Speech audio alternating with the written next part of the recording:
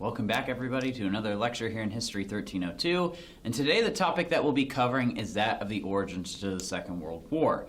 Now, for this lecture, what we're going to do is we're going to approach it a little bit differently. Rather than focusing on what's occurring over in America during the 1930s, we're going to take a look at what's occurring over in Europe. So for just a little bit, we'll become a European history class, because what occurs over there is going to be crucial eventually for the outbreak of World War II. Now, just to get a little bit of background to what we had talked about in regards to Europe in previous classes, we saw that between 1914 and 1918, Europe underwent World War I. European society was greatly disrupted as a result of that conflict, and it needed a great amount of reconstruction after the end of the war. The continent had been torn apart. Now, with that said, we'll see in many ways many of the nations of Europe had not truly recovered by from the effects of World War I by the time we get to the 1930s, namely that of Great Britain, France, Germany, as well as many of the other major powers. And as a result of this, we'll see that the conditions that would develop in the midst of this, coupled with the development of the Great Depression, would make conditions ripe for the rise of political radicalism, to where we'll see various European nations would begin to appeal to radical groups, like the communists out in the Soviet Union. However, the focus for us today, that of the fascists and the Nazis that we'll see out in Italy and Germany, respectively. Now, to start talking about the rise of political radicalism, I wanted to first turn our attention to the rise of Benito Mussolini in Italy, as he would be the first of the fascist dictators that we'd see rise up in Europe between the years of World War I and World War II.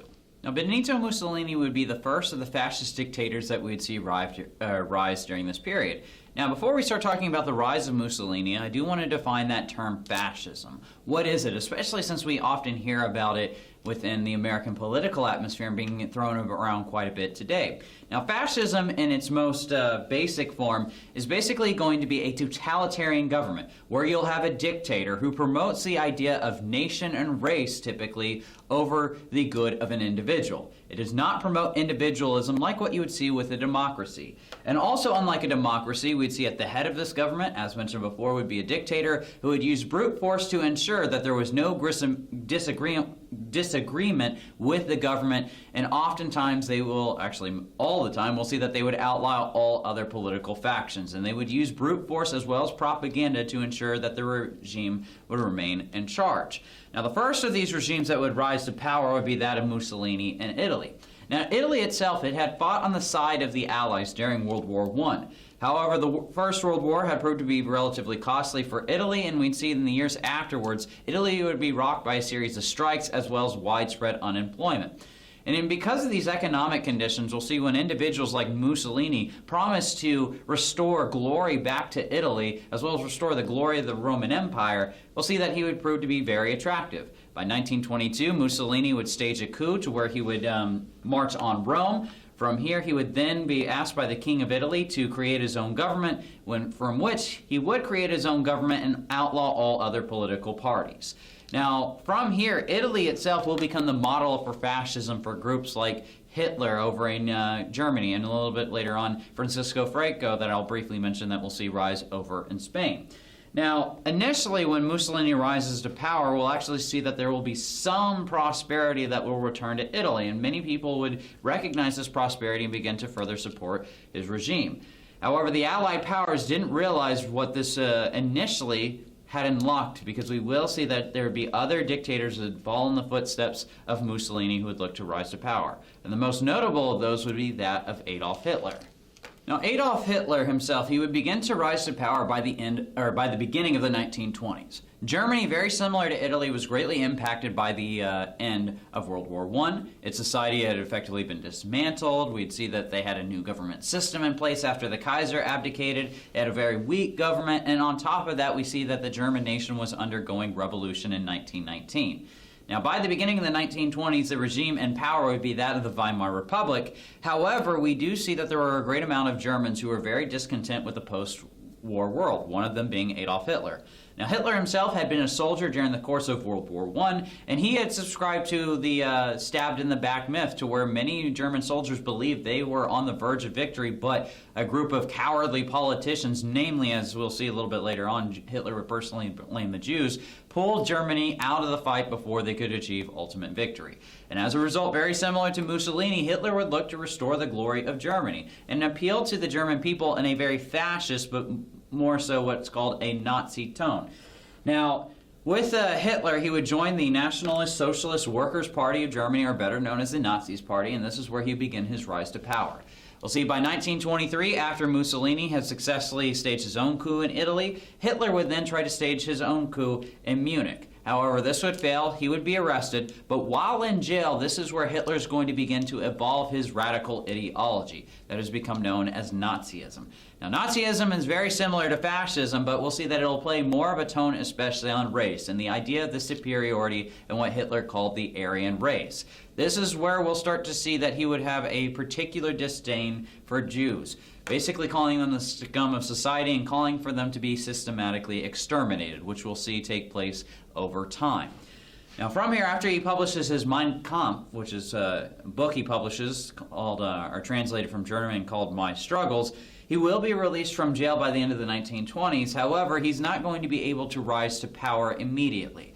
We will see that the German situation had drastically improved while he was in jail. The economy was beginning to recover, and it looks like German prosperity was beginning to return to the country. However, the Great Depression is going to accelerate Hitler's rise to power. Where the Nazis had been a dying party in 1929, by the beginning of the 1930s, German citizens were beginning to be appealed to such a radical ideology, especially when he was calling to make sure that Germany would be restored to its former glory. As a result, through the democratic process, we'll see that Hitler and the Nazis would become the majority party within the Reichstag, or within German parliament. And after a fire had been started in the Reichstag building, we'll see that Hitler would then seize all power, he would outlaw all other political parties, and upon the death of President Paul von Hindenburg, he would proclaim himself the dictator of Germany, or the Fuhrer. And from here, we'll see that Hitler would only continue not only to radicalize, but also to continue to expand. Because now that he had achieved full power, now that the Nazis were in charge, he was looking to ensure that he could aggressively expand and take back all those possessions that he believed had been taken away from Germany. But as this will be the case for Hitler in due time, while many believe that the rise of Hitler was beginning to threaten world peace, we'll actually see from another region of the world there will be another country that threatens world peace after World War I before Hitler. And it would be that of the rise of Imperial Japan. Now, really quick before we do move on to Imperial Japan, I just wanted to add a few more notes in regards to Hitler's Germany. Now, after he rises to power in 1933 and 1934, many European nations, as well as people in Germany, were not understanding what was to come, especially as many began to think that Hitler was actually promoting the interests of Germany. What we'll see is to win over the hearts of many German peoples who were very hesitant to support the Nazis, we'll see that he would begin to establish a series of economic programs to build up the German economy to lift it out of the Great Depression. We'll see that he would install very similar programs to what we'd see with the New Deal, to where he put German citizens back to work, building up roads, most notably the Autobahn during this period, and on top of that, putting German citizens to work in factories to where they would begin to produce arms that would be crucial for when he eventually aggressively expands. And as a result of this, the German economy will begin to recover much better than what we'd see with other European nations. And many people are not going to view Hitler in a very negative light. However, on the surface, you could see what was to come. Because in the midst of this is where he would start to put forth his radical racial ideology to eliminate or systematically eliminate the Jews. In 1935, we see the passage of the first in a series of what have become collectively known as the Nuremberg race laws, which would begin to strip Jewish German citizens of their rights, whether it was the right to vote, to own a business, to marry with the non-Jewish population, and so on and so forth. And we'll see that this was only the first step that Hitler was taking that eventually would lead us down the road to what he would call the final solution to the Jewish question, or as we better know it, the Holocaust. But we'll talk about that once we get into World War II. But anyways, now let's return back to what I had mentioned a moment ago, because even though we do see these laws in place, we will see that Hitler won't be the first person to threaten world peace, but rather that of Imperial Japan. Now, in Imperial Japan, we won't necessarily see the rise of fascism, but we'll see that the Japanese will become extremely aggressive in the days after World War I. Now, Japan, it was an emerging world power by the beginning of the 20th century. It had won a war against Russia in 1905, and it had participated in World War I on the side of the Allied powers. However, at the Treaty of Paris, or the Treaty of Versailles peace negotiations, we'll see that the Japanese would be completely ignored by the Allied powers. As a result, they weren't able to gain the territories that they were hoping to acquire at the end of World War I. And as a result of this, by the end of the 1920s and the beginning of the 1930s, we'll see that the Japanese were looking to aggressively expand, to take territories, to gain access to vital natural resources. And they will threaten world peace first in 1931 when they invade Manchuria, and again in 1937 when we see the Japanese invade and attack China. Now, as we do see the rise of Imperial Japan, we'll also see that Hitler, as well as Mussolini, would begin to be on the move to restore, in the eyes of Mussolini, the Roman Empire, or in the words of Hitler, to restore the glory of Germany. First, focusing on Mussolini, he would threaten world peace as he takes on a series of conflicts out in Africa to try to capture some regions out in Ethiopia. Meanwhile, Hitler, by 1936, he would look to capture the Rhineland, which was a German possession before World War I, however, had been demilitarized after this conflict. Now, when he does send about 30,000 German troops into that region, there was a great amount of tensions, and there was questions whether or not this could ignite a world war, especially when the old Allied powers of Great Britain and France were supposed to be ensuring that they were enforcing the Treaty of Versailles. However, we will see that the German soldiers would enter the Rhineland, and many people believe that Hitler was only taking what was rightfully Germany's. However, as we will see, when you give a hungry animal some meat, he will only want more food. And as a result for Hitler, if you give him some land, he's only going to want more. But the Allied powers, Great Britain and France, who were in a poor economic condition themselves, are not going to try to confront Hitler initially, as they're dedicated to try to avoid another major war. And as a result, they will adopt this policy of appeasement that begins with the taking of the Rhineland, and it will carry on all the way until we get to the beginning of the Second World War with the invasion of Poland. Now, the policy of appeasement that both Great Britain and France are going to adopt is basically they're going to try to appease Hitler by giving him some territorial possessions that he demands to hopefully avoid a European war. However, as I mentioned a moment ago, as they give more land, it's only going to make Hitler want more. Now, it starts with the Rhineland. The next major territorial possession that we'd see would then be Austria, to where in 1938 Germany would annex that nation. Then we'd see by the end of 1938 the Sudetenland within the Czechoslovakia, which had a substantial German minority population living there. It would be annexed into Germany. And this is where the Munich Pact is going to take place, to where Great Britain as well as France would intervene, but they would give Hitler this land, and the promise in the Munich Pact that would follow that he would not make any more territorial acquisitions. This is where Neville Chamberlain, the Prime Minister of Great Britain, would return back home and wave a piece of paper before his head stating that he had declared peace secured peace in their times. However, he had done anything but, because Hitler was only wanting more land.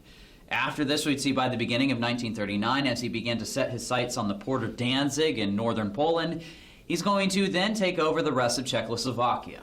And by September of 1939, as a result of the Allied powers giving him more and more land, we'll see that Hitler was beginning to prepare for an invasion of Poland.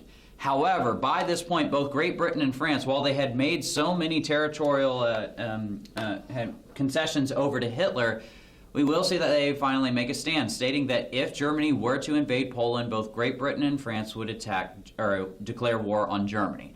But by this point, Hitler simply did not care, because he understood that Great Britain and France were in no position to attack and threaten Germany. And as a result, by August of 1939, he begins to formulate his plan to invade Poland. However, there was another major power that he was concerned with, that of the Soviet Union. And in the closing weeks of August of 1939, even though he had declared earlier in his life that communism was a natural enemy to Nazism, he would shock the world, as both him and Joseph Stalin would agree to sign a non-aggression pact, to where they both basically become de facto allies. And in the upcoming invasion of Poland, the Soviets would provide troops, and they would split the country into two. And on September 1st, 1939, with this non-aggression pact in place, ensuring that the Soviets wouldn't attack the Nazi Germany, Hitler would launch his assault. In the early morning hours of that day, the world would never be the same, as the world once again was marching off to war. 2 days later, Great Britain and France would live up to their promise and they would declare war against Germany, and we see the beginning of the Second World War. However, for a time, as we'll see when we talk about it in the next video, as Hitler was gobbling up more territory, it looked like the Allied powers were on the verge of collapse. We'll talk about that as we get deeper into World War II. But anyways, we'll go ahead and we'll end this lecture on that note. But anyways, just like always, before we go ahead and end this lecture, make sure that you complete all assignments, watch all lecture videos, read the textbook chapter, as well as complete any additional readings. But if there's no questions for me, everybody go out, be safe, and I'll see everybody in the next video.